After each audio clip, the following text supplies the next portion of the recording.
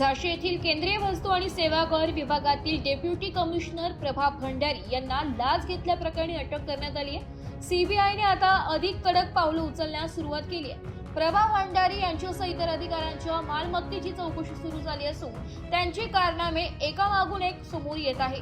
व्यापाऱ्यांच्या ठिकाणावर छापे टाकल्यानंतर हे अधिकारी आपला खरा खेळ सुरू करायचे। लाचेच्या देवाणघेवाणीसाठी व्यापाऱ्यांना थेट स्वतःच्या घरी बोलावून व्यवहार पक्का केला जात असे। सीबीआय आता या अधिकाऱ्यांविरुद्ध उत्पन्नापेक्षा जास्त मालमत्ता जमवल्याप्रकरणी गुन्हा दाखल करून सखोल तपास करणार आहे। सूत्रांनी दिलेल्या माहितीनुसार या अधिकाऱ्यांनी काळ्या कमाईतून दिल्ली आणि ग्वाल्हेरमध्ये काही बेनामी मालमत्तांमध्ये गुंतवणूक केल्याची शक्यता आहे। डेप्युटी कमिशनर प्रभा भंडारी आणि 2 अधीक्षक अनिल कुमार तिवारी व अजय कुमार शर्मा यांच्या घरातून जप्त केलेल्या कागदपत्रांच्या आधारे सीबीआय पुढील तपास करीत आहे। या अधिकाऱ्यांच्या एकूण मालमत्तेचा तपशील गोळा केला जातोय।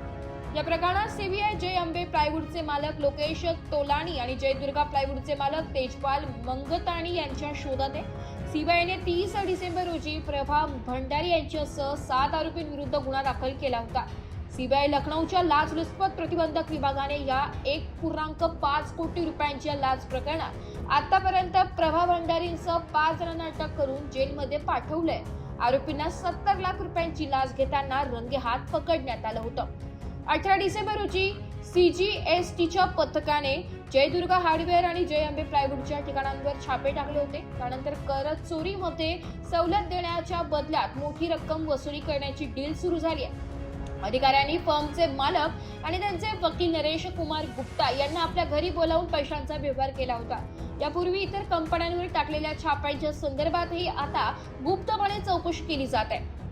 सीबीआयने झाशी, ग्वाल्हेर आणि दिल्ली ठिकाणांवर केलेल्या छापेमारीत 90 लाख रुपये रोख, मालमत्तेची कागदपत्रे, दागिने आणि चांदीची विटा जप्त केल्या।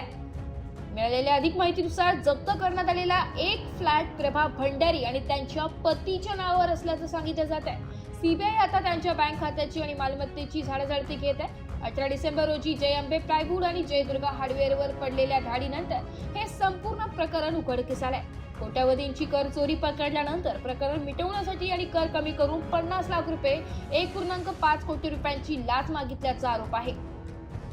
वृत्तसंकलन विभाग, एस मराठी न्यूज, दिल्ली।